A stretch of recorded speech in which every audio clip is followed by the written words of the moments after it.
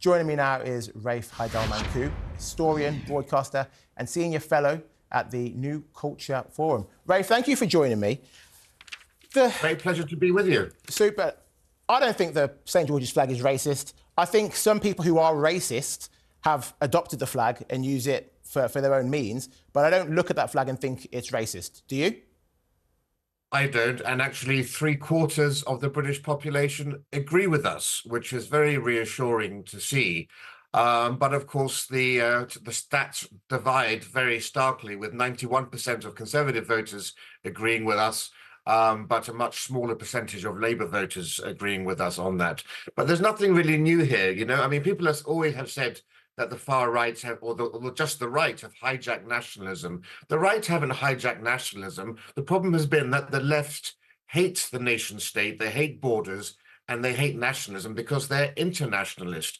And so they have failed to actually celebrate their own version of pride in England. And they've got every reason to be proud of England, you know, from the Chartists and the Levellers, you know, that the history of the left in England is something worth celebrating. And previous generations understood that. Tony Benn, you know, Clement Attlee, these characters, even Billy Bragg on the left. But the modern left today want everybody to celebrate their identity, their culture, and their heritage, with one exception, and that's England and the English. Nobody complains when the Scots and the Welsh wave their flags with great gusto. When they do it, it's called progressive nationalism. But when we do it in England, it's called racism.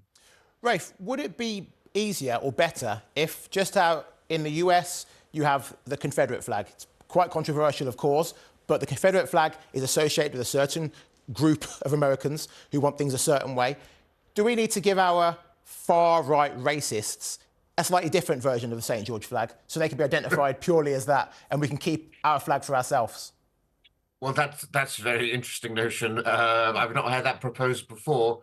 But look, the point is, the English flag is seen flying in every little country churchyard. If you go into the Cotswolds or the Lake District, you'll see the St. George's Cross flying above churches. You know, we're seeing now, in 1966 of the World Cup, when England was playing, there was a sea of Union flags. Today, there are seas of St. George's crosses. We have already reclaimed the St. George's Cross from the far right. In just the same way, in the 1980s and 90s, we reclaimed the Union flag from the National Front, for example. And you see now people draped in the Union flag when they are at the Olympics.